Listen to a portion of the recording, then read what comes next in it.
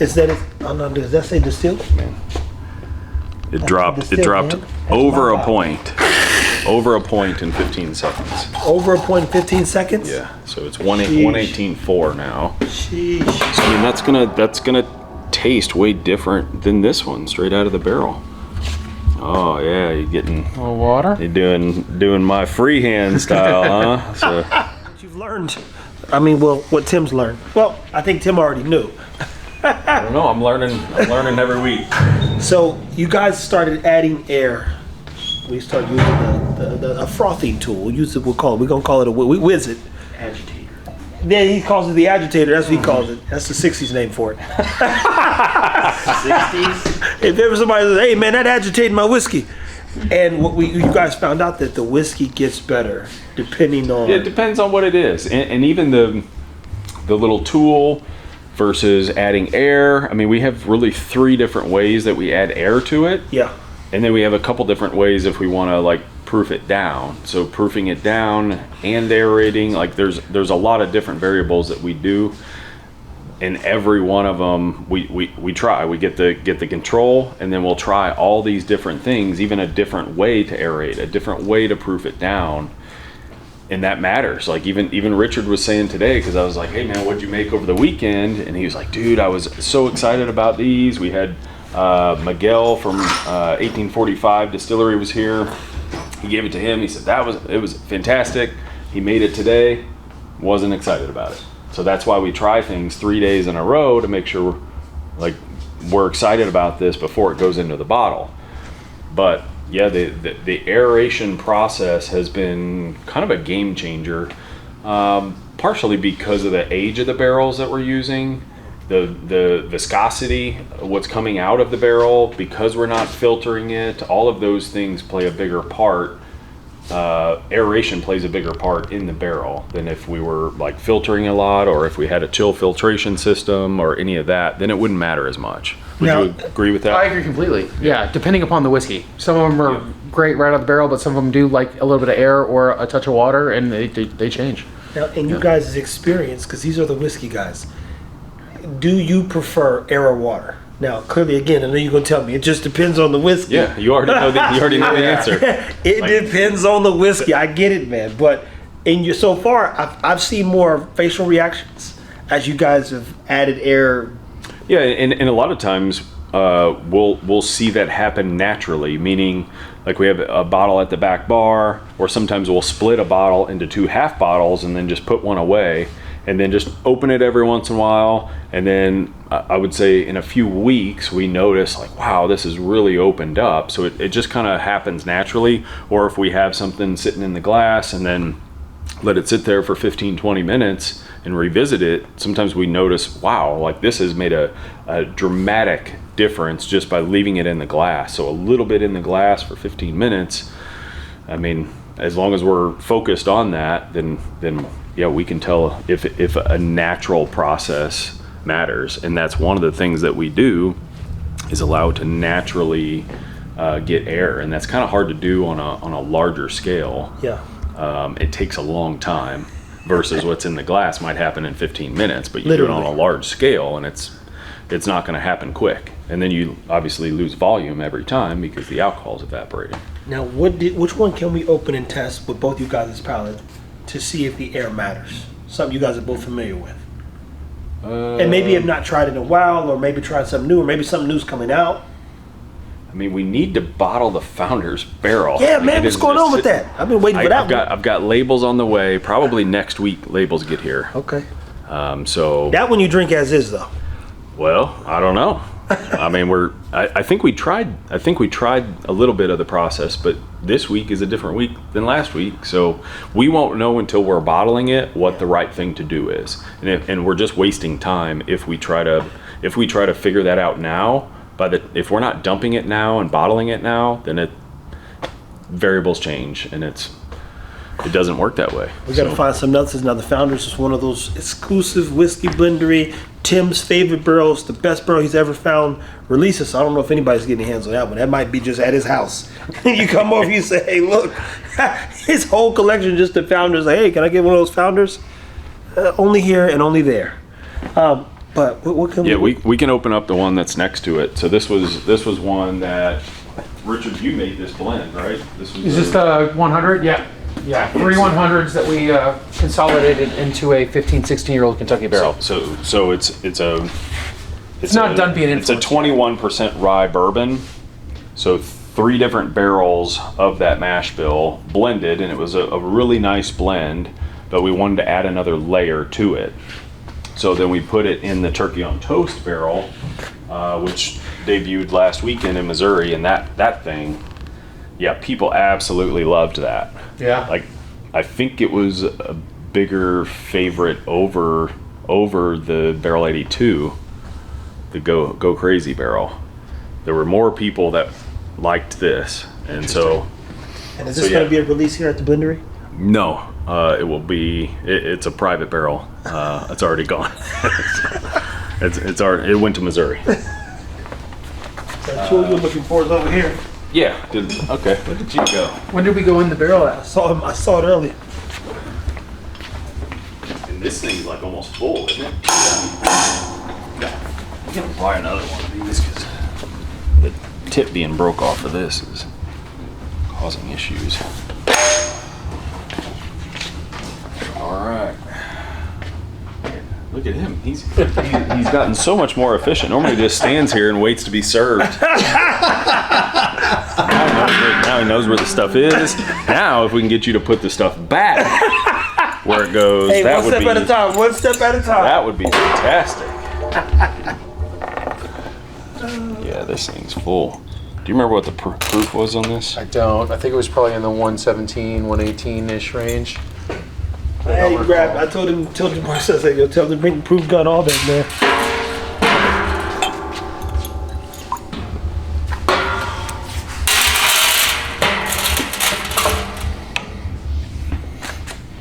So I'd say grab another glass, yeah. Yep, and then so we'll have one as the control. So we'll see that. So we're about 119.5 on straight out of the barrel, and then we'll see. So you got another yeah. So that's a lot. So we'll just add that to here because it'll take a lot longer when you have more volume. It'll take a lot longer to open up. So the perfect amount, if you're pouring and eating frothing, would you say it's 1 or 2 ounces? So we should be measuring that, but Yeah. I would guess around 20 milliliters. Okay. So if we had a consistent 20 milliliters and knew the entry proof, then we can kind of predict after 15 seconds, then it's going down, a half a point or whatever it is. So I would say this one, yeah, we'll add a little bit of water, a couple drops of water to this one to see what happens. You can. This is queued up on the highest spin setting. What, are you scared of it? No, I was just letting you know because we got 3. 4, 5, 6, 7. You got the timer right there. I know. What do you want, 15 seconds? Should be about there. And time. All right, so we'll keep that one. You want to grab a little bit of water? Sure. Guys, the fun part about this, and you might be thinking, man, I didn't know whiskey was so technical. Is that it? Oh no, does that say distilled? Man, it dropped man. over That's a point. Over a point in 15 seconds. Over a point in 15 seconds? Yeah, so it's 118.4 now. Sheesh. So I mean that's gonna taste way different than this one straight out of the barrel. Oh yeah, you're getting A little water. you're doing my freehand style, huh? So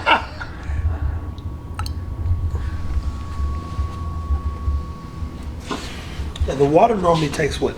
It down a point or 2? well, it depends how much you had.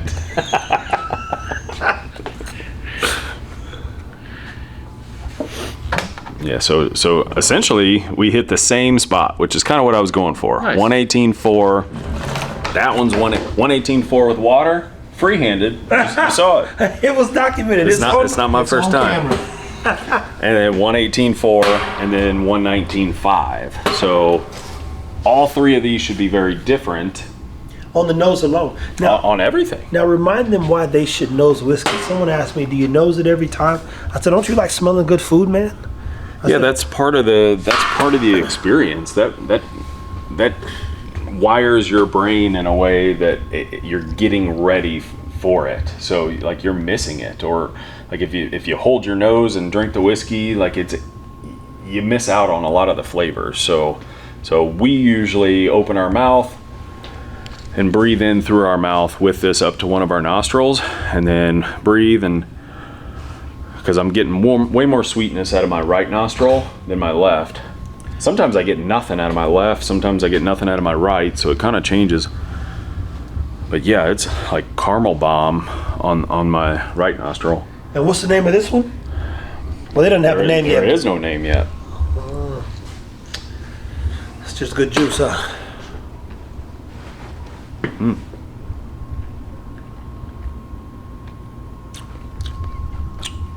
Yeah, it's nice. Based on it, it has just a hint of sharpness on it. It's very faint, actually. It's really nice.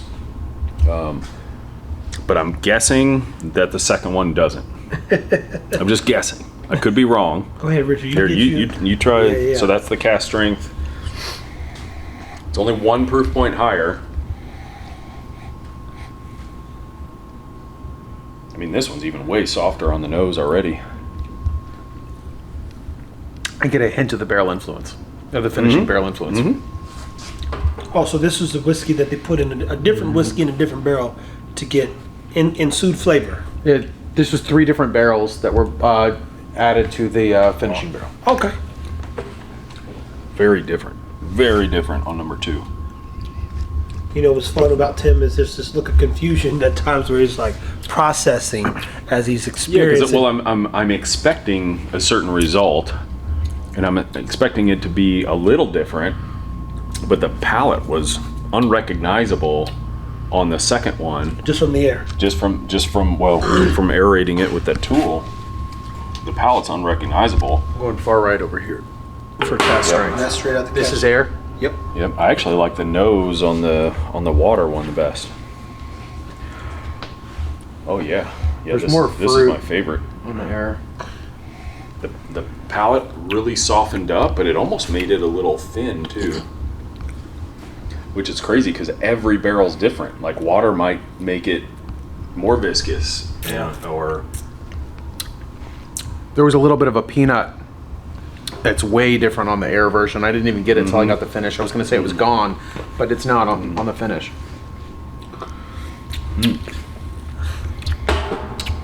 man, I prefer the out of the barrel over with air. That's the water one. the one with water I think has the most potential. It's got a slight bitterness at the beginning of the finish that I don't like. It goes away Is it pretty attached quick. to the peanut thing?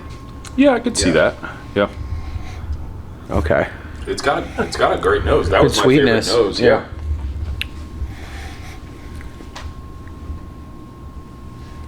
Yeah, now the peanut came back. Do you get what I'm talking about? On the, Yeah, but it's so much sweeter in a good way. Yeah, it's got the best potential, but it almost tells me that we need another, like a complementary barrel, or leave it in here. Like Yeah, I want it to take on add more. like 1% water, leave it in here for another month with the 1% water, and that might fix what it's doing. I could see that. But from a volume standpoint, we're about full up. Yeah. So we can't add another barrel into You can almost this. dip your finger in that one. Yeah, so we're about at capacity. Which makes sense for why we need longer in the barrel to get the finishing imparted on it. Yeah, because of how full So the volume is. if the volume was down here and we only put 15% in, then the barrel influence would happen way faster. But when this is full, it's gonna take longer. So I kind of figured about 3 months is what it would take in this one. But yeah, we're tracking on what I thought we would. It's a little different with the peanut and the bitterness, but yeah, based on just this little experiment, I would add 1% volume water to that, and then get it to about the 118.4 is actually about 1%. Put that in, and then just let it don't touch it again for another month. Sure. And then see where we're at. But then I would take a control sample of this, just to compare it to see how it's tracking over the next month. Now, guys, you've thought about potentially buying a barrel. Hopefully you're watching this because you buy barrels and you want to get some even better barrels for you and your club. As you see, Tim, our blender here, and this is the master himself, they come around and try to make sure they optimize your barrel's potential, and everyone who comes in says, man, I'm glad you helped us make a few adjustments. Yeah, just like the guys that were in today Yeah. doing a barrel pick. So they picked a 8.5 year 36% rye bourbon. Really awesome barrel. And I think it's going to complement their previous barrel. So they had a 15-year Kentucky Rodeo is what they called it. So we have that barrel here, and we're going to fill that barrel with their new barrel pick. And I really think it's going to be a great balance of flavors, really enhance the 36% rye. I think it's going to soften it. It's going to make it more oily. It's going to, I think it's going to be awesome. Like, just smelling the barrel, the empty barrel, I thought, man, I hope they picked a 36% rye, because I put a little 36% rye in there to make sure it didn't leak, and it didn't leak. But yeah, we're gonna dump that. That's what that barrel is, and it has the 36% rye. So just a couple hours in the barrel, we'll dump it, and I think that's gonna tell us something, and I think it's gonna be good. Cool. Oh man, so air, water versus time. I mean, I guess it's all about depends on the whiskey, right? That's right. You're starting to learn, and now, Change again. just letting it open up naturally. Now I get more barrel on it? I get fruit, man. I'm getting Way more of the finished barrels is coming out now. Yes. Yep. So the air nor the water brought that out the way that it being in its natural. It needed a little bit. So now I'm thinking, is that your favorite now? Yeah, the creaminess is coming out. Okay, so now that tells me that, The bitter thing's gone. is it really? No, it's close to gone. Okay. It's turned Okay. down. Okay. Yeah.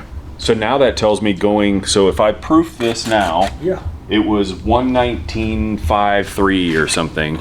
So this might be slightly lower. I mean, what's the time on this video? Like 17 minutes. 17 minutes? Literally on the dot. Wow. Okay.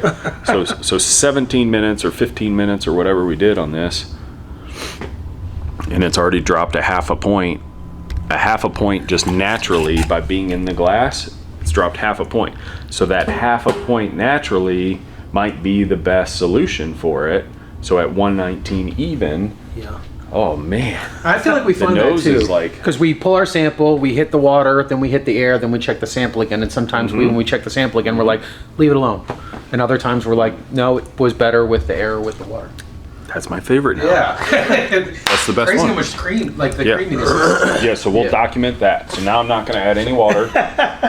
We'll document 119 with a little natural air. So how we do that, and everybody's different, and we're kind of limited by space and our tools and what we have and all that stuff. So kind of how we do that is we'll set this back up, and then we'll start a cycle. So when we dump the whole barrel, then we've got one of those little mighty jack things. So we'll jack this up around a 10-degree incline, and then we'll pump it out of one end into the other, and it hits this, and it forms a little rain effect that you just watch it kind of rain down, and that's a natural aeration process. Some people get a stainless hose and they'll just blow bubbles, so that's another way to do it. It's less forced, or this is a more natural, like we didn't do anything but just let it sit. Yeah. So a slight cycle and let it kind of rain down, almost like a decanter, like a wine decanter when you're decanting wine. That you're thinning it out so more air touches it. It's essentially what we do there. So then and if I had to guess, probably 90 minutes of that process would drop at a half a point, just naturally, slowly, and then we try it again and hopefully bottle it at this, because That's nice. This is a lot closer to where another month and then put it through that process, then this would be incredible. I think. Finish is still going too. It's got a great Yeah, finish. it's gotten even better. Like that's. Dude, the creaminess and the which that didn't have it Yeah. right out of the barrel. I was like, yeah, it needs something. But 15 seconds was too long. Yeah, so it's like, That's great. Grab his wrist. oh yeah. Hey, the first one, was that the first time you got goosebumps? Today, It yeah. is. I was watching. So, Yeah. so this is the same whiskey 3 different times. This is actually the 4th time, just a natural aeration. None of them gave him goosebumps No. except for revisiting the first one after 17 minutes. Now it gives them It's goosebumps. creamy, it's fruity, So- the bite's gone, there's a melon note to it, the kiwi's starting to show up a little bit, it's just juicy I now. love it. How do you not love something like that? yeah. How do you man. not love it? He's enjoying himself, people. Well, Great. we don't know what's the best trick outside just letting the whiskey does what it's supposed to do. Just leave it in the cup. Go start your good conversation. But you have to start with a fairly older, complex whiskey, or none of this matters. Like if you're Don't taking drink that 4 to 80 proof water stuff y'all drinking. 4 to 5 year stuff or whatever, you're not gonna have the same effect. If you're 8 to 10, all the way up to the 16-year stuff we were doing, Yeah. like it has more complexity because of the time in the barrel. So now these little things that we're doing make a big difference, and they matter now. If it was 4 years, none of this shit would matter. Yeah, well, as I've said before, people, keep it whiskey.